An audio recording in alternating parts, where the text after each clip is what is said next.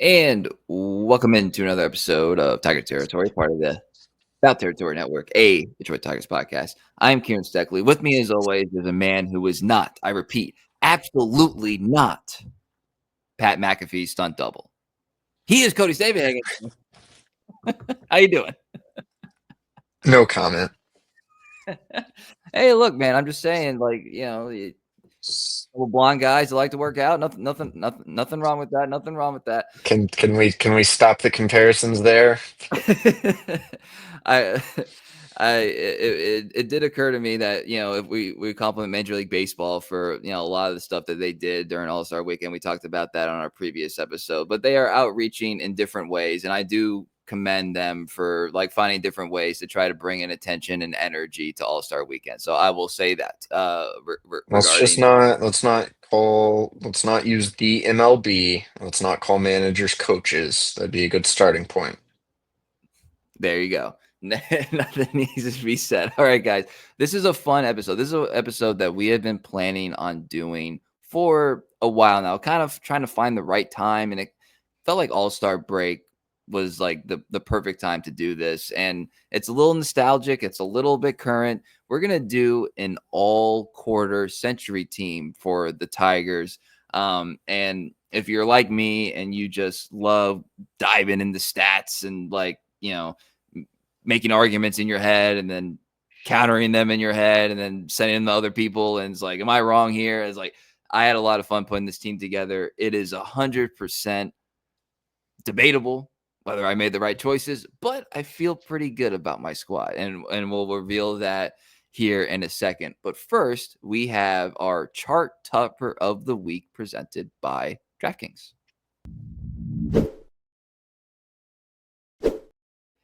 So All-Star Weekend, Cody, All-Star Week, I should say, is a mix of current and reflection stuff. So this is perfect. Riley Greene is our chart topper of the week. I know he did not do much of note in the All-Star game. However, he was an All-Star starter for the American League. When he goes up to the plate, the commentators are talking about, here's a guy who's he's an All-Star last year, starting this year. He's still 24 years old. Like, Smoltzy's giving him all the love, and that was cool because it's something that we have seen, we have talked about, and here it is on the the biggest non-postseason stage that the game has, that Riley Greene is given these flowers. So I kind of I'm thinking about history, I'm thinking about current stuff. It's like, we're day to day in this. We're thinking about it all the time. Is there a broader perspective, Cody, that we need to have where it's like, is Riley Greene, again, not 25 yet, all-star starter, and no signs of slowing down? Like, are we seeing kind of the beginning of like a franchise legend icon? Got playoffs last year, off to this great start this year. Like, is this are we in the beginning of something? I guess is kind of my question to you. Could it be? Should we think about it that way? Yeah. I think it's certainly worth having that discussion. There is one sign of him slowing down is the fact he is literally physically getting slower already at 24, and that's what. Seriously, like, Riley Greene is a great player. He is an all-star starter. He is one of the best 10 position players in the American League right now. We should not lose sight of that. At this age, he already has a 4-win season under his belt. He could have maybe a 5-win season this year. We should not lose sight of that, what he's doing, the power. That was always one question, even when he was the top prospect in baseball. How much power will he hit for in the major leagues? Is this a 15, 20 homer guy, or 30, 35? Well, he has 24 homers at the All-Star break. He's probably going to have a 30-plus season. So he gets really hot. I don't know. Maybe he could knock on the door of 40. It's impressive. Riley Greene could be this type of guy.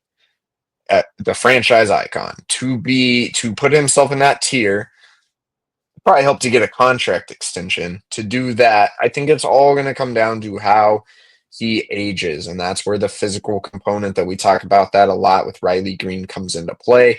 Riley should get a lot of credit. He's taken this very seriously. although he's been kind of banged up, although he's maybe doesn't always look to be moving well, although he's moving slower, he's not had an IL stint so far this season. He's talked a lot about diet, sleep, the things he's doing to take all this more seriously. He also should get big flowers for that because I think it's probably making a real difference. If he's already a little banged up doing all this, imagine if he weren't doing it. Maybe he would be on the IL. But I think it's hard to know, given some of those concerns, where Riley Greene is at in another 4 years. So I just want to say I think jury's still out if we're talking franchise legend status. Like it's a little early to put that on him, but at the same time, we should respect and acknowledge that he's done enough to make this a conversation, right? I'm just not ready to say definitively yes or definitively no. Sure. And I'll kind of tie a bow on it in this fashion. It's that if there were a checkpoint list of how to, if the end result is franchise, we'll just say franchise legend, whatever that means in terms of his individual accolades and status or whatever, but franchise legend, I would think coming in here and really seeing the rebuild through, getting a couple early all-star appearances, including the starter position, and breaking not only make the postseason, break that streak, but win a postseason game, win a postseason series. Like he was integral as a part of all of that. And then again, to this point, best record, leading division, that like it's all everything's in front of him in that way. The concerns you said and considerations, I would say, maybe considerations is a better word than concerns. The considerations you said are 100% valid, but this is the path. This is the path that he is on for sure. And I think sometimes it's cool to just like recognize it in the moment as much as you can and not think like, why didn't we realize this, back in 2025 when he was 24 at the All-Star break, that kind of thing. So that leads me to again, I'm trying to contextualize this. My pick of the week presented by DraftKings Sportsbook. That is going to be, as of now, the Tigers going into the second half of the season to win their division is minus 3,000. Those are, doesn't take a sharp to realize those are really, really, that's a heavy favorite right there. And I believe if it's not the top, it's among the top division leads in terms of odds that DraftKings is offering.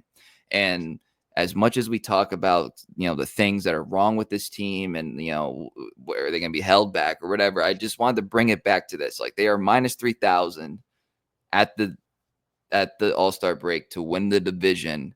It seems like they put themselves in a good situation, a good cushion to be able to figure out some of these other things that you would assume they're at least going to be some sort of effort to rectify.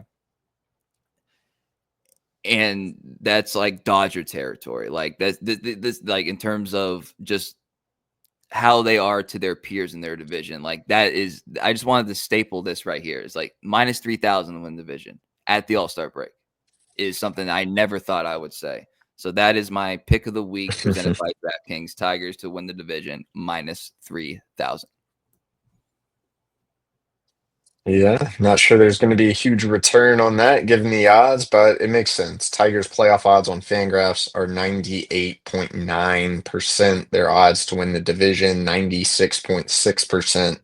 They've played at a very impressive clip, and you're playing in probably the weakest division in the league right now. Only team above 500. I'm curious who's going to finish second in this division because you could talk me into any of Twins, Royals, Guardians. I don't know. I'm not feeling great about the Guardians actually. I think Twins still have some juice. I'm not sure the Royals have played their best ball either. I'm going to be interested to see um, who's able to kind of take a step up in the competitive realm here in the second half. For the record, I placed a wager on the Tigers to win their division back in December, and it was plus 260.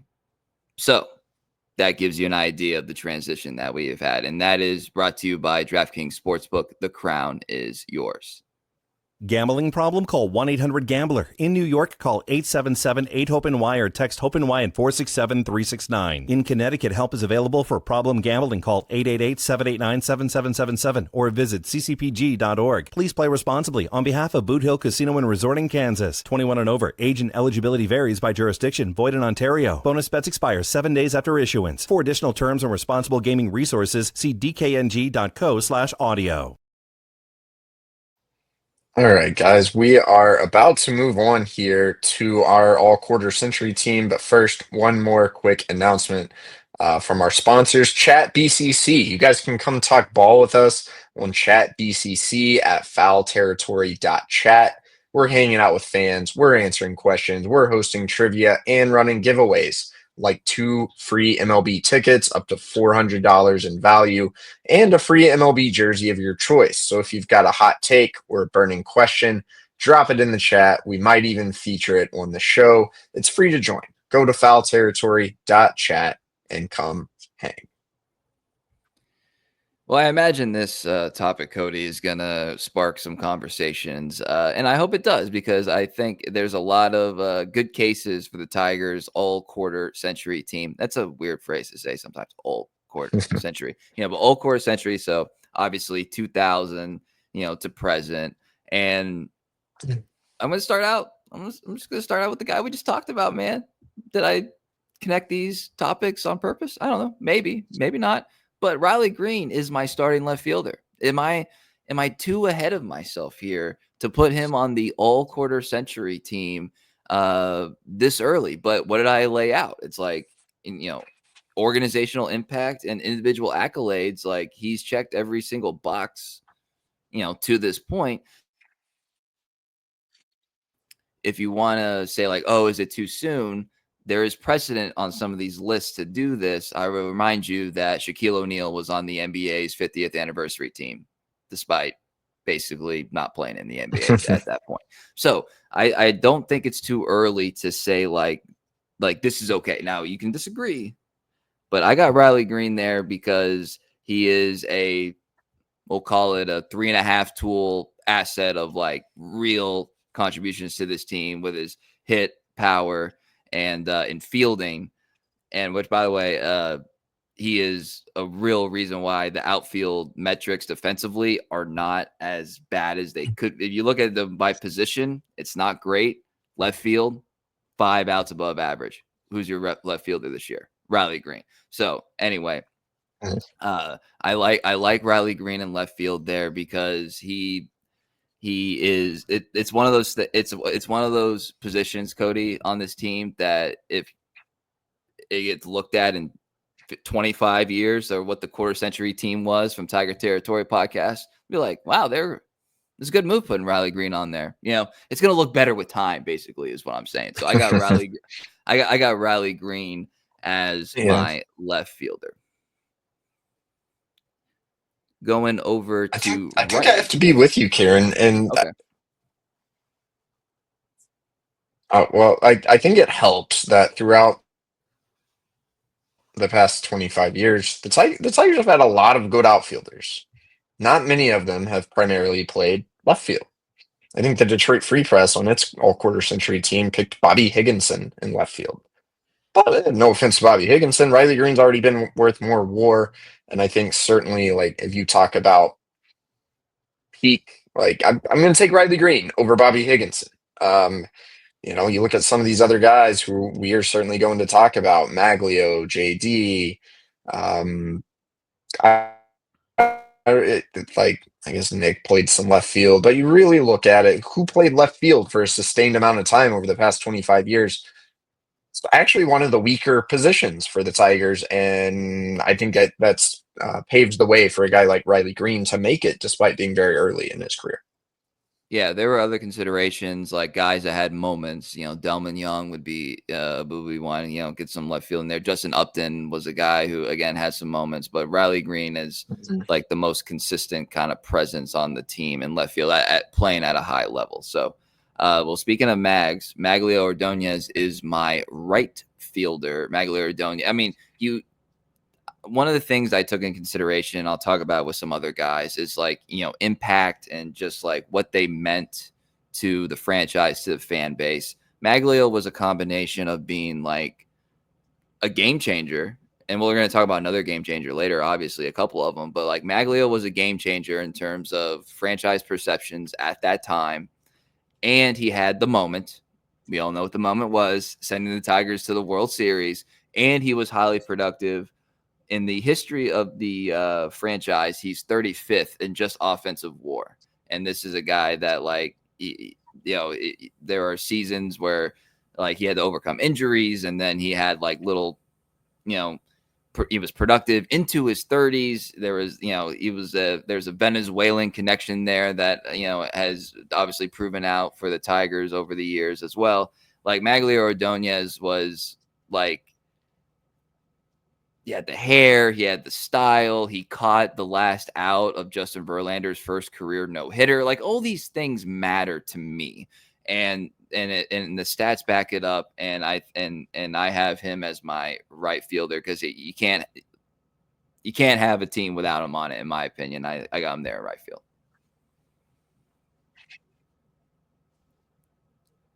Have played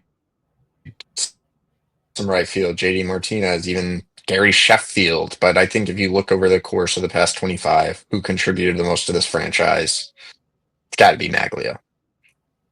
Yeah. And again, contributions, not just on the field, are important when I compiled this list. So here, Cody, might be Kieran, my most. who do you think? Who do you think had the best? Who do you think has had the most productive season in terms of WAR for the Tigers over the past 25 years? I think it was probably Curtis Granderson, and when he had that like 2020 season. Okay. No, he's dragging one longer than he's supposed to. Number one's Miguel Cabrera. You know who number two is? It's not Curtis Granderson. It's Magglio Ordonez. Was worth 8 WAR for the Tigers in 2007. Pretty good season, and easy to forget that he was that good that year. Yeah, absolutely. So moving on to center field, perhaps my most controversial selection, and maybe a little biased, but that's okay. Austin Jackson, I have as the center fielder of the all-quarter century team. Now, Curtis Granderson was my favorite player when I was a youth. I just attracted that style and the outfield and all that stuff. Left-handed bat, I always tried to, mimic left-handed batters. He was a little short that I wanted a little bit more defensive WAR. Austin Jackson's defensive WAR for the Tigers, 6.3. Curtis Granderson, 4.9. I know it's not everything, but Austin Jackson was also a staple of more consistent playoff teams, LCS, World Series, LCS. And he also had a moment. Now, Curtis Granderson obviously had moments too, but Austin Jackson's catch in the perfect game is a play that will live forever. That's important to me as well. And the WAR with the Tigers is very close. Like, Curtis Granderson was a 21.2 WAR player for the Tigers. Austin Jackson, 20.2. Like, it's right there. I gave the edge to a guy who was a vital cog in a better era of Tigers baseball. And also, like, I have his phone number. We text every now and then. So that might have played a part in it as well. But I got Austin Jackson over Curtis Granderson as my center fielder for the all-quarter century team. Can we just talk to one of these guys about moving to left? Like Ajax, Curtis, we don't really care who. You guys, one of y'all go play left? What about Magglio in left and put one of them in right, and that whole gap that's actually a much better configuration. I'm sure somewhere AJ Hinch has already had that thought. and there is a legit no-fly zone. I like it. Sign me up. So there's your first alternative to the team. So yeah, Austin. This was the hardest one because I love Curtis Granderson as a kid. I know Austin Jackson. He's a great guy. But I just had to give to the edge to the better era of Tigers baseball when the numbers were so similar. And also, the Galarraga play as well. I was going to say, who had the more iconic moment? Probably Ajax. Yeah, probably Ajax. All right, let's go around the diamond now at third base. Weird. Why we're just starting in strange places, but okay. Well, I'm looking at it. We I just wrote start at this. catcher and then No. Because I wrote this down like positionally, like on the field. So I'm going left to right. Except I wanted to add a little anticipation for center field because I knew like that was gonna be the more controversial one. there's Left, right, I don't center. understand your Left, right, methodology. center. Okay. I mean, you can go on YouTube. I have it right here like a diamond. So I'm starting at third base, left to right. Is that crazy? That's yes, but okay, whatever. Okay, we'll start at catcher. Cody. Catcher Oh, is there is order in the world. All right. catcher was an easy one. A lot of the stuff that I said about Maglio Ordonez applies to Pudge Rodriguez. Like helped change perceptions of the franchise was a huge gamble. And I went and actually looked at some old periodicals. There's a word you haven't said in a while. Some old periodicals Periodicals. from that era, and it was like, all right, cool. The Tigers signed Pudge to more years and more money than anybody was going to give him. Like, whoop-de freaking do. But he represented the team well. He was how many All-Stars was he with the Tigers? I wrote down. He was a 4-time All-Star, 14.3 WAR. Which is not over the top more than Avila was as a catcher, but like Pudge just meant more to the team, obviously. And like that, there's a turning point of the franchise that has given adults like if you were adult in the early 2000s, like you got to go back to the glory days of the 80s. If you were like me, where you didn't know anything, that was the first time where you thought, oh, okay, like the Tigers are like a legitimate franchise. They just signed Pudge, and all the moves that came after that don't happen without this guy there. Home run derby when the All-Star game was at Comerica Park, like all these things, easy decision. Even though I want to give credit to Alex Avila, like he did have himself a really nice career as a Tigers backstop, but it's Pudge. It's got to be Pudge. Yeah, I think Pudge is the right choice, but the only thing I was going to bring up, you already said, we should not forget how close Alex Avila actually makes this. Alex Avila had the best peak season in terms of F4 at 5 wins above replacement in 2011. Pudge's best season as a Tiger was 2004, 4.7 WAR. Over the course of his Tigers career, Alex Avila, slightly better offensive player, 108 WRC plus. Pudge was 101. Pudge does have the edge defensively, but Alex was a pretty solid defender too. So if we can carry a backup catcher, it's Alex Avila. There you go. Shout out Alex, man. Does good on TV. I hope that media career takes off too. All right, what position would you like to do, Cody?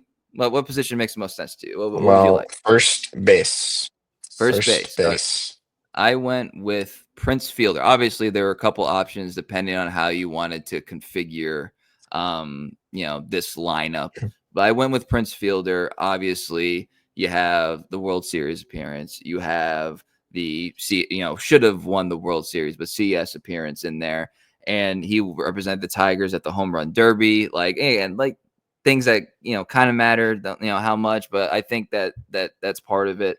He was. The war is not going to strike you, but he was a 2-time All-Star. The trade that, got Ian Kinsler into the franchise. Ian Kinsler was a really good player. If you want to say that's part of Prince Fielder's legacy, is that you're able to get a really good player in return once that window kind of close. There's a lot of different options, but again, signing a Prince Fielder while analytically and some like higher sense of baseball wasn't necessarily like the greatest value. It did ignite the fan base into being like, all right, things are like really, really serious. Like they went out and they got Prince Fielder, and he was productive, and he was a good, representative of the franchise, and was part of some legendary teams. So I went with Prince Fielder. Obviously, there's a couple of options there, but I went with Prince Fielder for that one.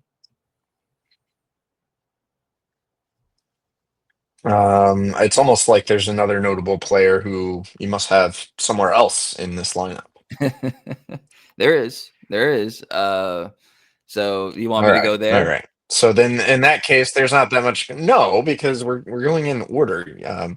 But there's really not much controversy if you're taking a certain other guy out of the equation for first base. Yeah. So Well, let's at go the to four position, second base, which generally yeah, comes after first at base. Yeah, the there we four go. position, I went with Hmm. Placidio Polanco, who also has the moment with him jumping off the Maglio's home run with the turtleneck, ski mask or whatever on, like jumping up and down around the bases. Like that's an iconic look. And this guy was really freaking good, man. And like when you talk about players whose like careers you think will age gracefully, you hope that they age as gracefully as Polanco, because he was a productive player all the way until the end. Not just with the Tigers, but all the way until the end. He is 11th all time in franchise history in defensive WAR. So that gives you an idea. He also made an all-star team as well and was a stabilizing force on the 06 World Series team. So I didn't have to give this. I gave it a decent amount of thought with Ian Kinsler, as I talked about. But Polanco was worth more WAR, and they both had an all-star team, and Polanco was on a World Series team. So that was the deciding factor there. Yeah, Polanco is certainly a worthy candidate. I kind of want Ian Kinsler though. So then it's like, I okay, tried. is who had the most value as a Tiger, or who was one of the most iconic Tigers teams? Like that's where Polanco gets the edge. But if I'm just trying to build a team of the best Tigers of the past quarter century, I would go Ian Kinsler. Okay. I mean, that's fair. That's I'm not going to push back on your thought process there. All right. Third base, This one's 5 debatable too, because whoever back in the day decided third should be 5 and shortstop should be 6. I was like, that was a take back then.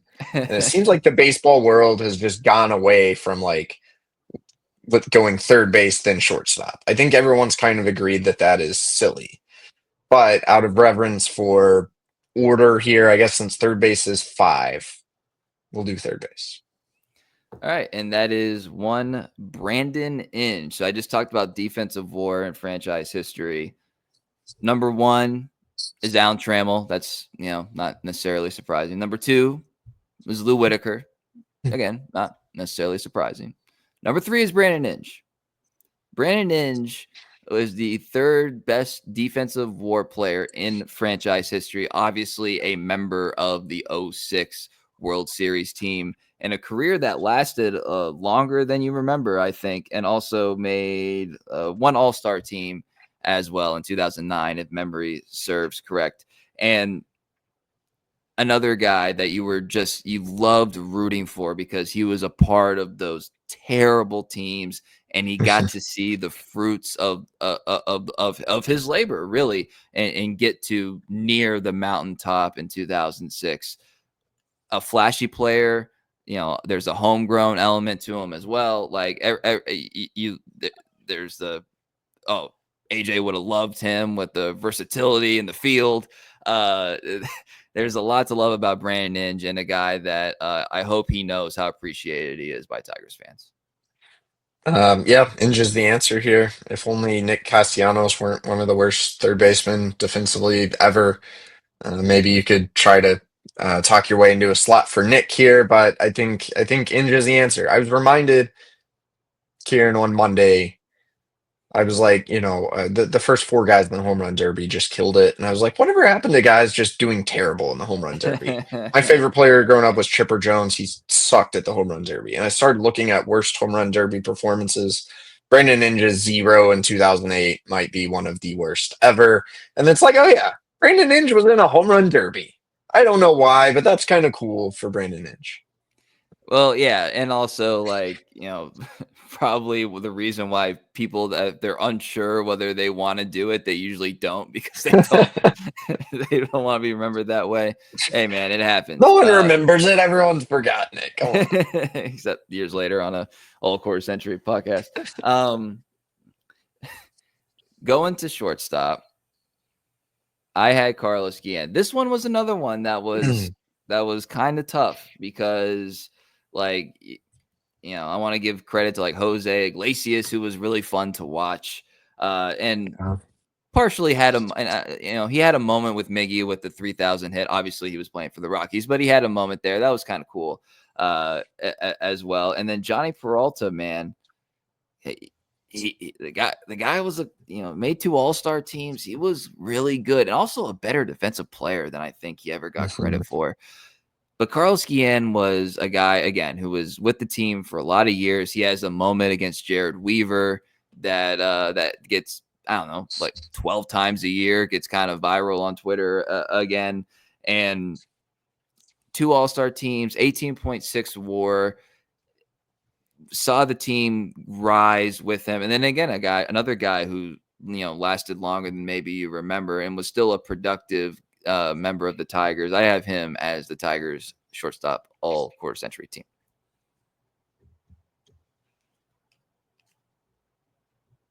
Yeah, Kieran, I was considered having a take similar to the Kinsler one, which is like Guillen deserves it, but if you're just trying to build the best roster, would you go Johnny Peralta? And that's like, I think even for someone like me who didn't grow up a Tigers fan, it's easy to forget how good Carlos Guillen was. He had a pair of 5 WAR seasons. He had a better peak than Johnny Peralta did, especially as a Tiger. He is third in the past 25 years, wins above replacement. Carlos Guillen is third among all Tigers. He's the guy at shortstop. All right, and we are going to get to pitching staff and one glaring omission so far. But first, a word from our sponsors. The way to buy, sell, or trade your cards is Arena Club. It is the top marketplace in the biz to get that done. And Kratz, we love the slab pack situation because rolling through a ton of cards, physically opening them, finding all kinds of commons that end up folded or in the garbage is old news. Why not get a slab pack and get a chance at a card worth thousands of dollars? I was a common card. It's okay if you don't get me in your slab pack because you put as little as $25 for a slab pack and you could pull out something that's worth thousands of dollars. And it's a keepsake that you get to wait, you know what? It might be worth this much today, but I get to watch the value grow.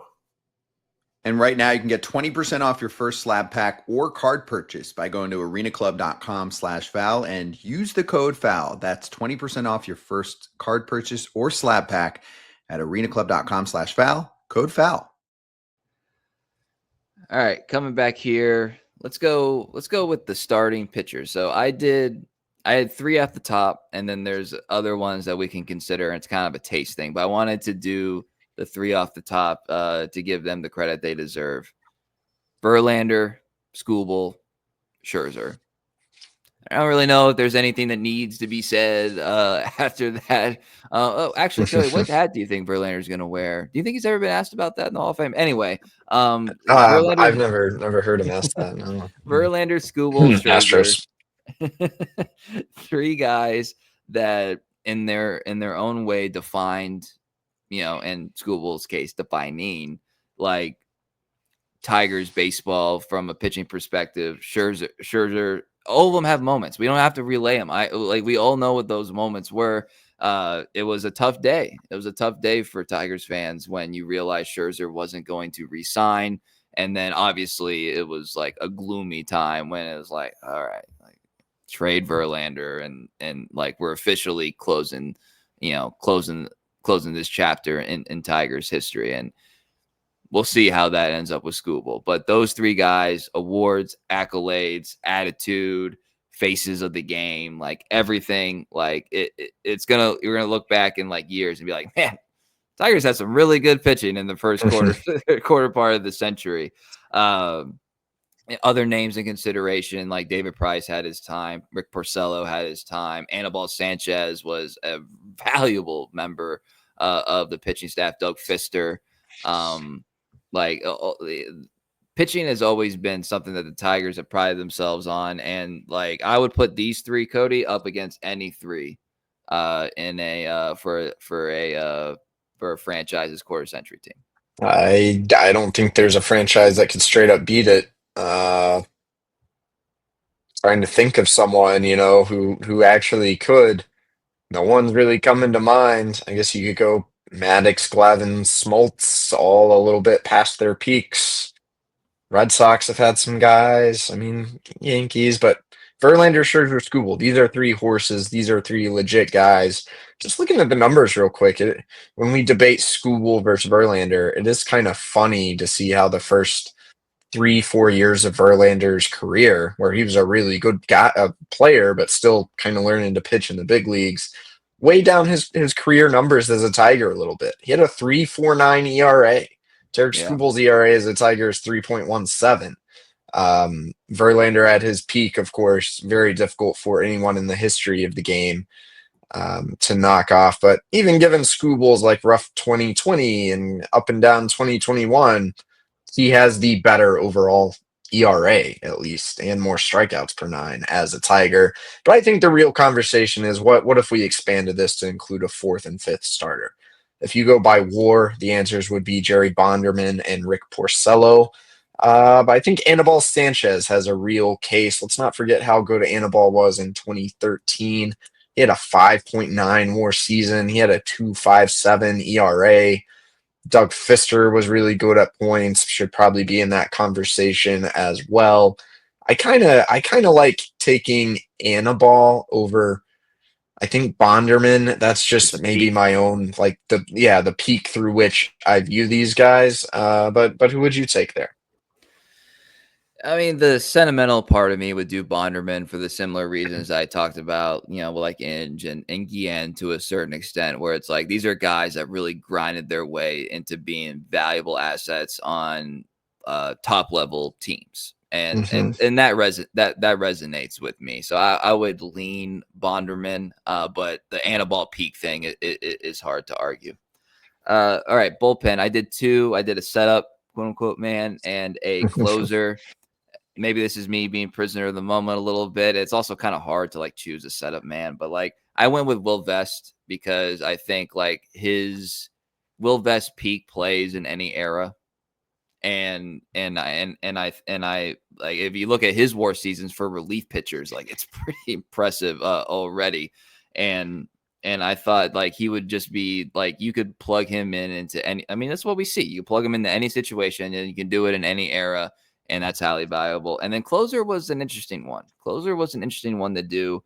It's do you do Gregory Soto because he had 2 All-Star appearances? I didn't.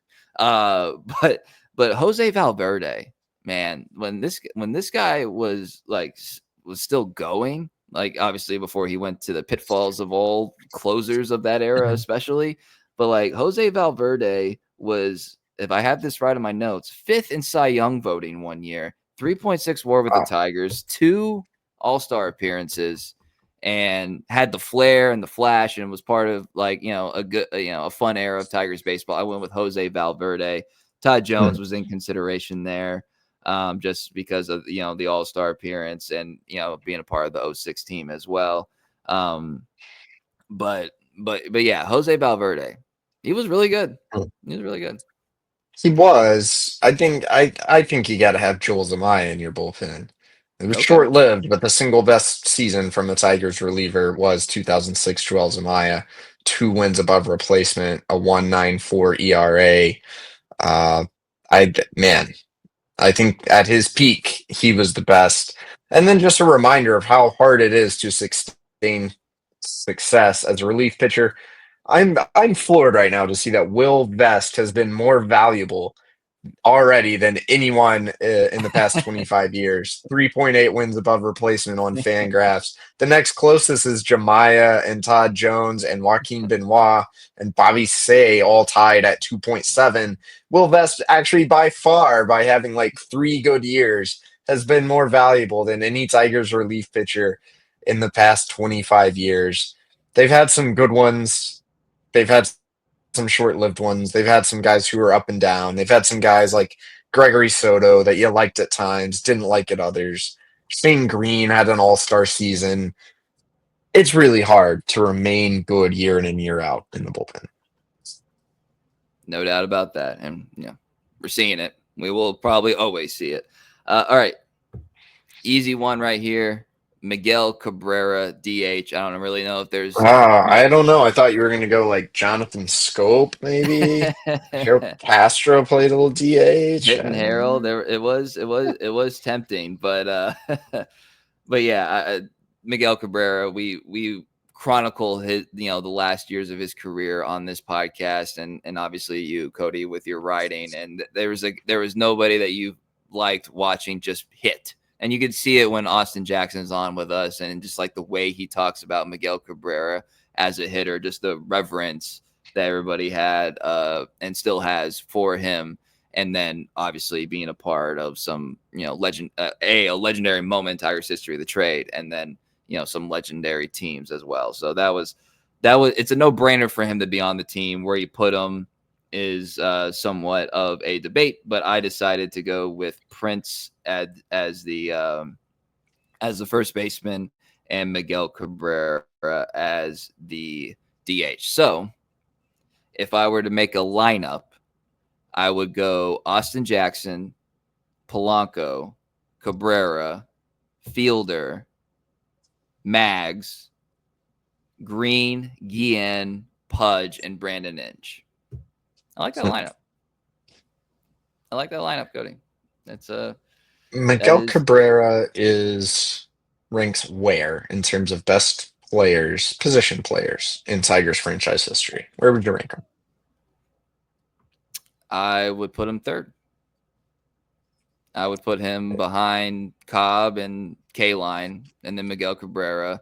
And with respect to Hank Greenberg, if he didn't have to serve in the military, Hank Greenberg would probably be a comfortable third. I don't know if Miguel would have been able to overcome that because Greenberg, he was awesome. Not breaking any news here, but I would put him third. And if he had won a World Series, it might just be a 1A, 1B, 1C thing. I know Cobb didn't, but he went to 3 in a row, and I think those three, if you're starting a Mount Rushmore, I think that's your starting point.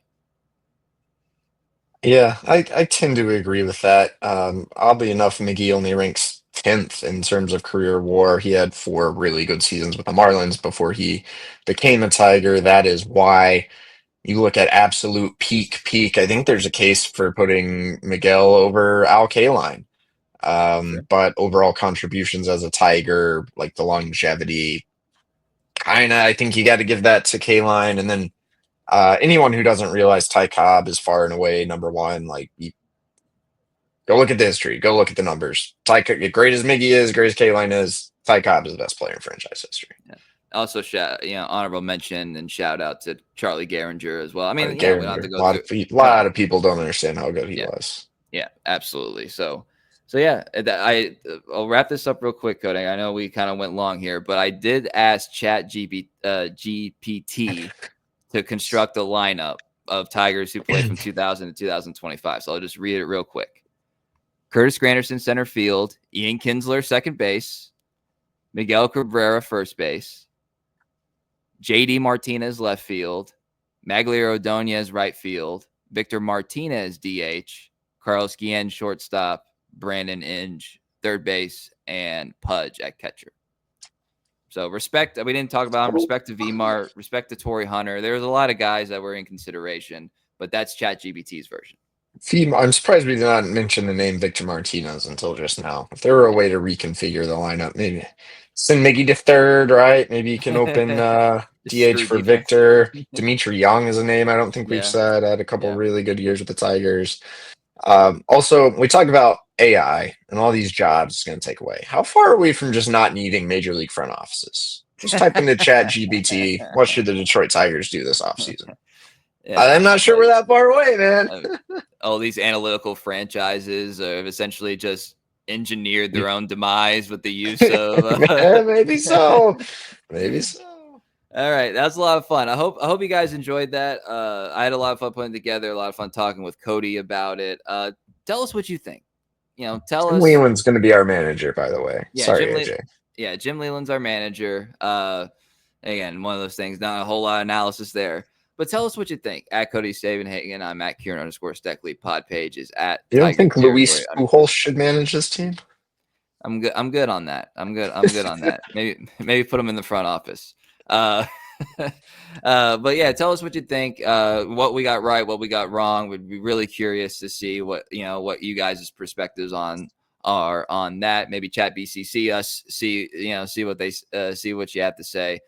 Because it's a lot of fun, and there's not like there are some wrong answers, but there's some answers I was like, hey, I can see that. I disagree, but I can see that. I'll be curious to see what you guys have to say.